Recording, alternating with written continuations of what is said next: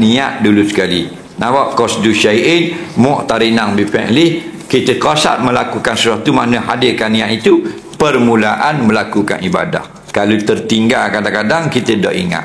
Batu kadang-kadang kita dah naik motosikal dah lepas sembahyang, dah ingat sekarang nak ikhlas tadi. Faham pula dah. Jadi sebelum itu nak akad takbir, aku nak sembahyang ni kerana-Mu ya Allah. Bila nak buka Quran nak baca, kerana-Mu ya Allah, bukan kerana lain. Ambil sebeh nak petik kerana. Assalamualaikum warahmatullahi wabarakatuh. Sahabat channel Santri Kampung TV, bagaimana kabarnya hari ini? Semoga kita selalu diberikan kesehatan oleh Allah SWT, diberikan nikmat iman, Islam, rezeki yang halal dan thayyiban, rezeki yang barakah dan berlimpah. Sahabat channel Santri Kampung TV, mari kita simak tazkirah dari Ustaz Azhar Idrus. Semoga bermanfaat, tidak membawa masa. Jom kita play bersama, let's go. Kerana-Mu ya Allah, bukan kerana orang lain. Soalan seterusnya,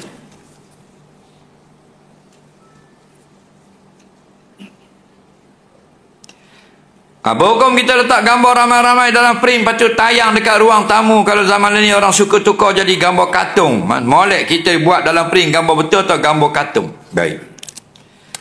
Hukum kita menghiaskan dinding rumah dengan gambar ada panjang perincian di kalangan ulama. Pendapat yang pertama, haram kalau gambar bernyawa. Apa makna gambar makhluk bernyawa? Makhluk itu manusia atau binatang. Ada pun pokok-pokok, bunga dan sebagainya, itu bukan makhluk bernyawa. Hukum yang harus tak masuk dalam pertikaian ulama.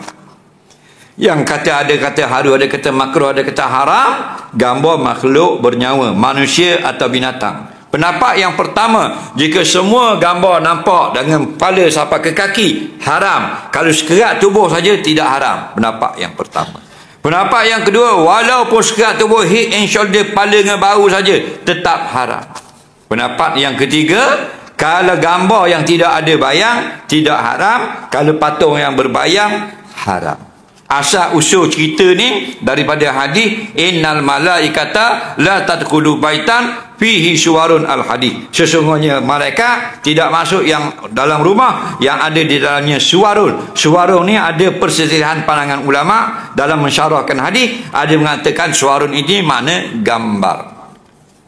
Dan pendapat itu kuat juga. Okey. Dan mana tahu lah nyawa dengan tak nyawa? Ada hadis yang lain, seorang lelaki kerja menjadi pelukis, dia lukis gambar orang. Nabi kata jangan lukis gambar orang bernyawa. Kayak gini Allah suruh hidup, mudah boleh nak hidup di akhirat. Faham? Dia kata dah, saya tak ada bakat nak kerja lain, saya dah pandai gagal semi pasal model, dah pandai.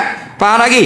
Nabi kata kalau mu pandai nak melukis juga, tak pandai benda lain, lukis yang tidak bernyawa. Tapi dari situ hadis. Bukan ulama reka. Faham? Dia pun jadi pelukis gambar-gambar tidak bernyawa. Faham? Jadi kalau kita guna, ada ulama kata tidak haram letak gambar keluarga di dinding, ada ulama kata haram. Tak sabar lah. Faham? Dah yang tak kata haram-haram tu, dia cenderung pada pandangan tersebut. Dah ada ustaz kata tak haram, dah dia bercenderung pada pendapat mengatakan tidak haram selagi bukan patung. Kalau patung macam berhala itu, sepakat ulama haram. Faham? Dan itu jalan terbaik, al-khuruju minal khilaf mustahab. Kita keluar pada khilaf lebih elok. Maknanya jangan gantung, lebih elok. Tidak dipertikaikan. Tak? Soalan seterusnya. Saya sukanya kawan saya ni, dia suka sangat chat dengan kekasih dia. Tapi saya selalu tegur supaya berhenti. Tapi dia masih lagi buat. Hukumnya dosa. Mana perkara yang maksiat? Bila? Kalau perkara itu bukan perkara hajat. Islam tidak melarang lelaki bercakap dengan perempuan. Yang masuk dalam bab dosa ialah perkara yang mengundang maksiat ataupun menaikkan syahwah atau menggalakkan syahwah. Hukumnya haram. Contoh dia cakap hang garuk laki puang lah. Faham lagi? Itu haram. Dosa besar, dosa kecil? Dosa kecil. Faham lagi? Dosa kecil. Cerita aurat, apa, seronok-seronok, peluk tiung. Itu dosa. Tapi dosa kecil. Dosa kecil pun dah kalau banyak. Faham? Dah 3 lori je. Bertambung boleh. Faham lagi? Dah 5 tahun chatting. Dah kokek dah. 3 uti gunung dah. Yang perlu boleh lah. Nah, nampak? Yang perlu boleh. Esok kena mari di pejabat. Kita telefon apa. Kita khani dia khani juga. Esok awak kena mari jabat, yang tak ingat ganti saya. Janji dah hari tu, faham? Itu hajat keperluan kerja, faham? Ni dak benda tak ada perlu. Oh, lama dak tengok, faham? Nampak mecing sikit ni. Faham? Oleh. Daripada makruh ke menolak lagi dosa kecil pula.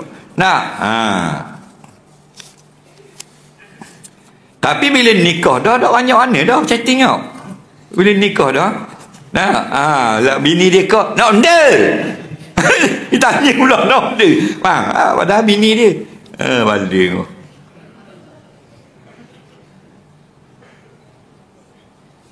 Soalan seterusnya.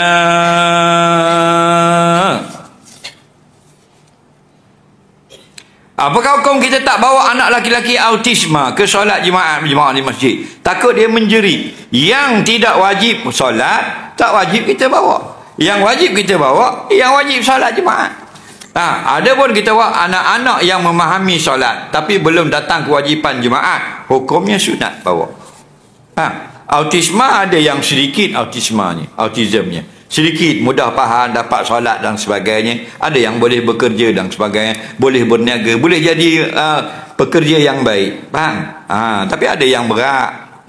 Yang tak faham, dia dengan diri ni saja, dengan dunia ni saja, kita cakap dia tak faham, kita nak suruh faham, dia tak dapat faham, faham? Itu tidak ada taklif syarak. Maka boleh kita bawa jika dalam kitab Kifayatul Akhyar tidak mengganggu. Kalau mengganggu, tak payah bawa. Soalan seterusnya.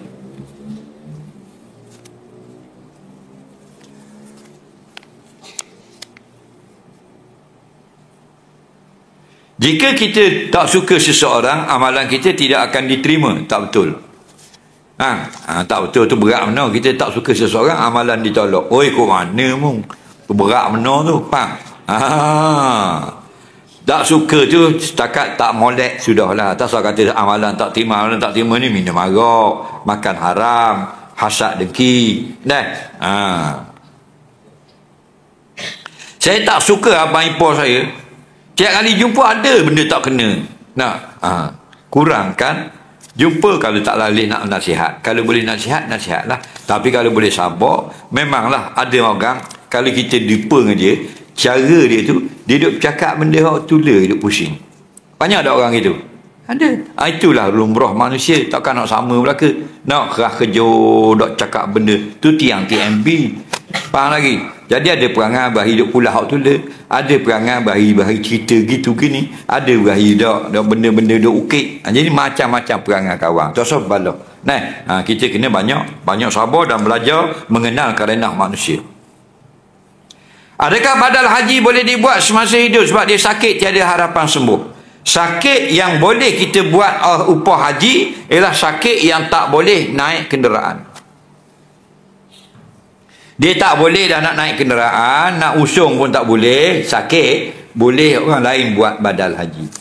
Faham lagi? Selagi dia boleh naik kenderaan, tidak sah badal haji.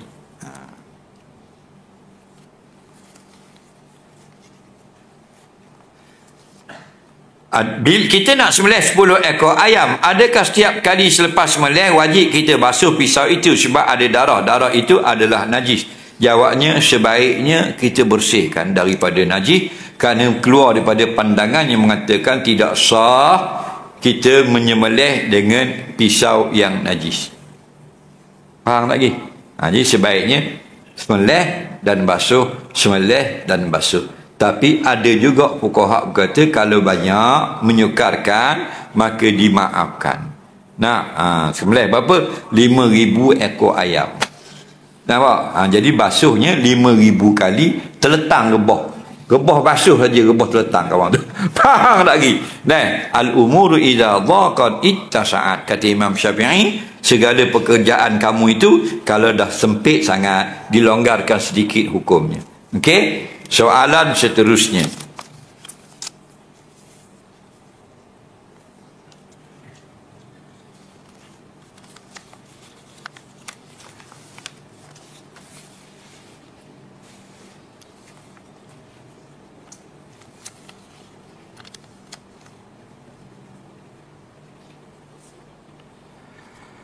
Ada orang buat video sehari dalam neraka. Apakah kufur perbuatan itu? Viral daripada negara Konoha. Seorang laki-laki buat video berenang-renang dalam api neraka. Dia kata tak panas, enjoy saja, boleh duduk dalam api neraka. Kalau dia orang Islam, jadi kafir laknatullah. Kerana apa? Kerana meringan-ringankan Allah, meringankan janji Allah dan azab Allah, hukumnya murtad. Haram ditanam di kubur orang Islam kalau mati. Jika mayatnya sudah ditanam di kubur orang Islam, wajib digali dan dibuang di dalam hutan. Nampak? Hinanya orang yang menganjing dengan hukum Allah. Menganjing boleh, menganjing yang padang patuk. Nah, dengan agama tak boleh. Zirapah boleh makan tak? Muak mari dulu zirapah sekor, aku jawab lagi. Mu lembu mudak masuk rebang, ai cakap banyak nak makan zirapah pula. Zirapah ni bukan binatang yang menerkam. Nah, sebab tu ramai fuqaha mengatakan halal memakannya. Okey? Dia makan daun-daun kayu saja. Dia makan daun kayu. Tapi tak sama makan zirapah siang dia. Dah lah payah nak beli sekor. Mu nak makan nelang mana sekor.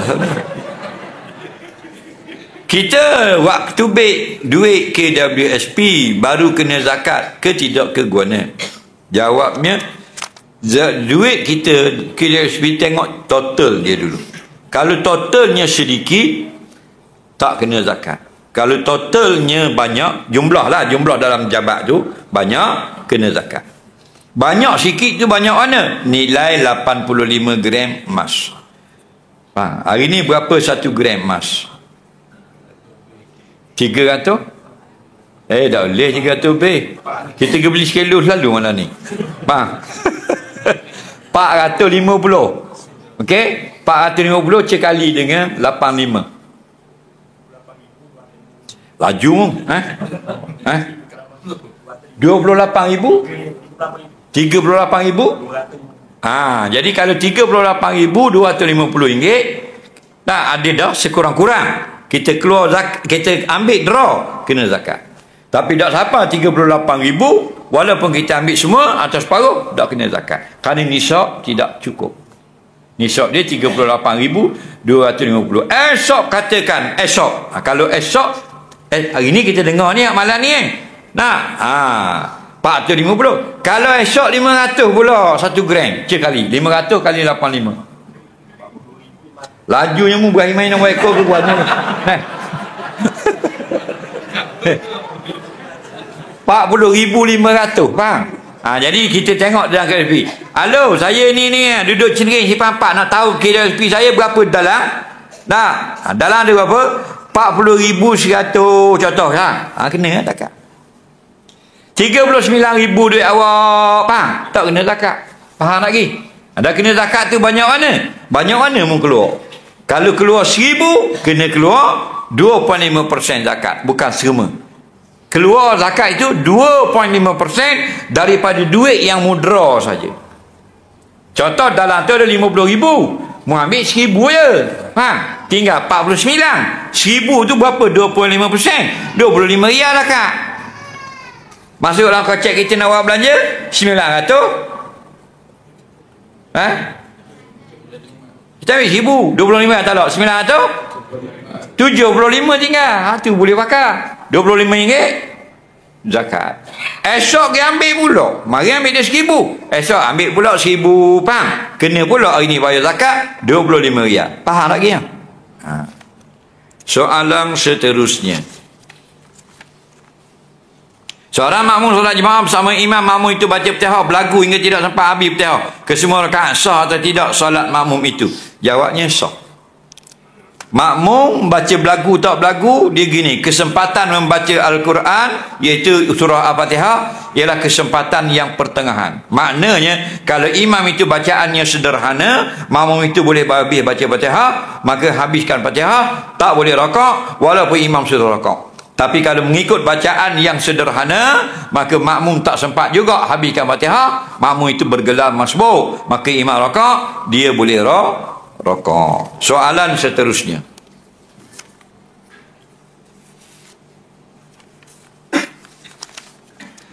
Hari Arafah di Malaysia tahun ini jatuh pada Jumaat depan. Adakah seorang yang hanya berpuasa pada hari Arafah?